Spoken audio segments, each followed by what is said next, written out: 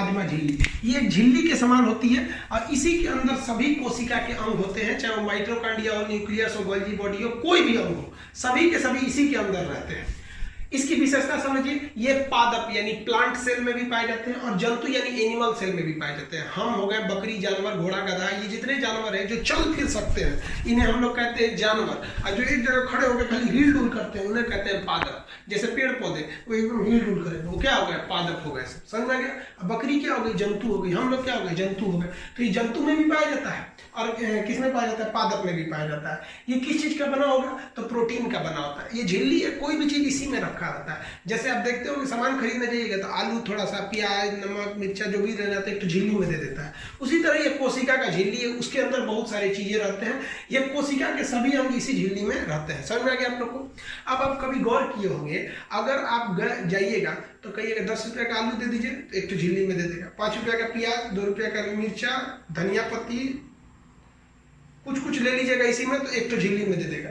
और अगर उसी में ज्यादा चीज ले लीजिएगा ना तो डबल झिल्ली लगा देगा। देखें इस चीज को। तो जो कोशिकाएं थोड़ी बड़ी होती है ना उनमें डबल झिल्ली होता है। तो डबल झिल्ली किसमें होता है? तो वो दोहरी झिल्ली को हम क्या कहते हैं? कोशिका भित्ति या सेल वॉल कहते हैं। आप ध्यान दीजिए, सेल वॉल जो होता है वो केवल पेड़ पौधों में पाया जाता है। जैसे आपसे कहेंगे कि दोहरी झिल्ली किस में लगाई जाती है, तो भारी सामान में, हल्के सामान में तो एक ही झिल्ली लगेगी। समझ आया ना? तो पहली झिल्ली को क्या कहते हैं? कोशिका झिल्ली या मेम्ब्रेन। ये तो सब में रहेगा, जंतु हो या पादप हो। लेकिन दोहरी झिल्ली जो होती है, कोशिका भित्ति, वो केवल किस में पाई जाती है? पादप यानी प्लांट में। ये इसी झिल्ली के बाहर होती है।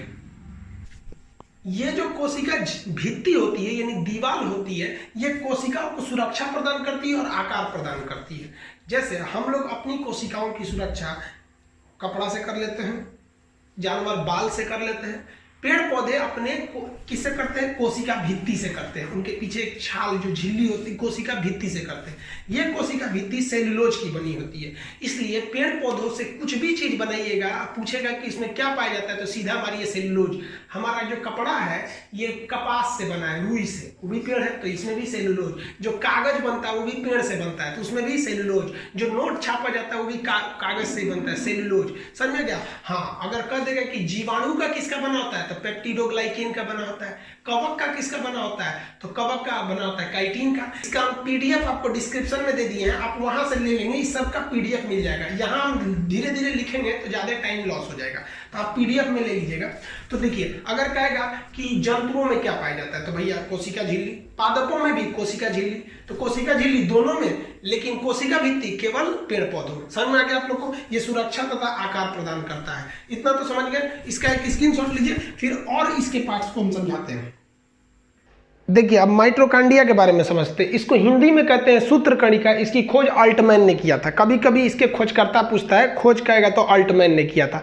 ये माइटोकॉन्ड्रिया में यहाँ एम से लिख दिए। इसका काम क्या होता है? देखिए, जब हम सांस लेते हैं तो आपको श्वसन तंत्र में बढ़ा दिए हैं कि हीमोग्लोबिन उस ऑक्सीजन को लेकर कोशिका में चला जाता है और माइटोकॉन्ड्रिया को दे देता है। ये माइटोकॉन्ड्रिया में जाके ऑक्सीजन क्या करता है तो एक साइकिल चलाता है, एक चेन रिएक्शन करता है, जिसकी खोज क्रेब्स नामक विद्वान ने किया था।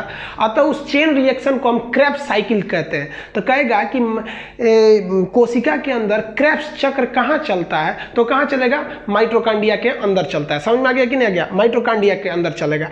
ये जो क्रेब्स चक्र है, इसके फलस्वरूप क्या बनते हैं? एटीपी बनते हैं। इसके फलस्वरूप एटीपी का निर्माण होता है और 38 एटीपी मिलकर एक ग्लूकोज को बना देते हैं और यही ग्लूकोज हमको ऊर्जा यानी पावर देता है। तो कहेगा कि ऊर्जा गृह किसे कहते हैं तो माइटोकॉन्ड्रिया को, पावर हाउस माइटोकॉन्ड्रिया, शक्ति गृह माइटोकॉन्ड्रिया, सब यही होता है। कहेगा कि माइटोकॉन्ड्रिया में कौन सा चक्र चलता है तो क्रेब्स चक्र। कहेगा कोशिका के अंदर ऑक्सीजन को लेकर श्वसन का काम कौन करता है तो ये कौन करेगा बाबू? माइटोकॉन्ड्रिया। एक और क्वेश्चन कहता है कि माइटोकॉन्ड्रिया की आंतरिक दीवारों को क्या कहते हैं? उसे हम लोग कहते हैं क्रिस्टी। क्या कहेंगे? क्रिस्टी। आंतरिक दीवार को हम क्रिस्टी कहेंगे। समझ में आ गया? तो आप बताइए, हमारे शरीर में चारों ओर कोशिका है। जीभ में भी कोशिका है, उंगली में भी है, हाथ में, पैर में, हर जगह कोशिका है और हर जगह माइटोकॉन्ड्रिया है, क्योंकि कोशिका जहां रहेगा उस कोशिका के अंदर माइटोकॉन्ड्रिया रहेगी। अब आपको तो समझ में आ गया होगा कि भैया कोशिका सबसे छोटा नहीं होता है, क्योंकि इसके अंदर तो खुद ही ये सब चीज है सब। तो देखिए, कोशिका के अंदर जो माइटोकॉन्ड्रिया है ऊर्जा बनाता है। अब एक बात बताइए, मेरे पैर में भी कोशिका है, जीभ में भी है, सब जगह है। एक बात बताइए, जो आदमी दौड़ रहा है, धावक है, उसको सबसे ज्यादा पैर में ऊर्जा की जरूरत है। अब जैसे मान लीजिए आपको पढ़ा रहे हैं तो हमारी सबसे ज्यादा